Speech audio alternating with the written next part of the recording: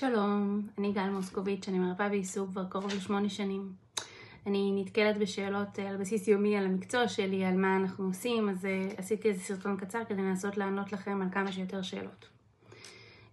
אז בעצם, איך מגיעים לטיפול בריפוי בעיסוק? לטיפול בריפוי בעיסוק אתם יכולים להגיע או בהפניה של רופא משפחה, רופא מטפל, או בעצם בהפניית גננת, כשהגננות רואות הרבה ילדים, ולפעמים שמות לב לילד שהוא קצת יותר מתקשה, או קצת יותר מעוכב ביחס לחברים שלו, ויש להם הרבה ניסיון. אז תסמכו עליהם, ואם הם מפנות אתכם, אז תנסו ותיגשו, ולפעמים זה גם בהפניה שלכם.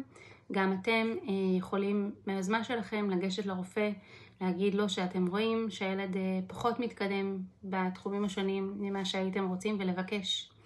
ובעצם מה הגילאים שריפוי בעיסוק מטפל בהם? אז מרפאות בעיסוק מטפלות בילדים מגיל 0 ועד שהם כבר לא ילדים.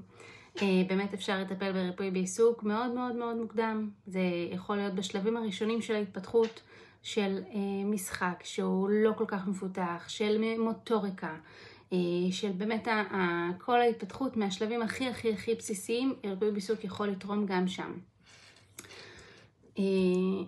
כמה זמן לוקח טיפול של ריפוי בעיסוק? כמה זמן לוקח טיפול של ריפוי בעיסוק? אז זה לא משהו מוגדר וקבוע בין כל ילד. כשאתם מטפלים בקופת חולים, אז בדרך כלל קופות החולים עובדות בסדרות של 12 טיפולים, אבל זה לא אומר שתוך 12 טיפולים אנחנו נסיים, וזה גם לא אומר שכל הילדים יצטרכו את כל 12 הטיפולים. זה מאוד מאוד אינדיבידואלי, ואנחנו נתקדם. ככל שנתקדם, אנחנו נראה ונדע את משך הטיפול שמתאים לילד שלכם. איך נמדדת הצלחה בריפוי בעיסוק? אז ההצלחה בריפוי בעיסוק היא נמדדת ממש בתפקוד עצמו של הילד. אנחנו נראה את ההשתתפות שלו ביותר ויותר תחומי חיים בצורה מיטבית, ונראה את זה ביום יום.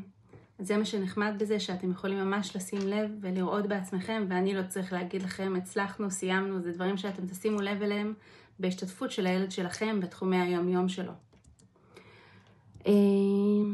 זהו.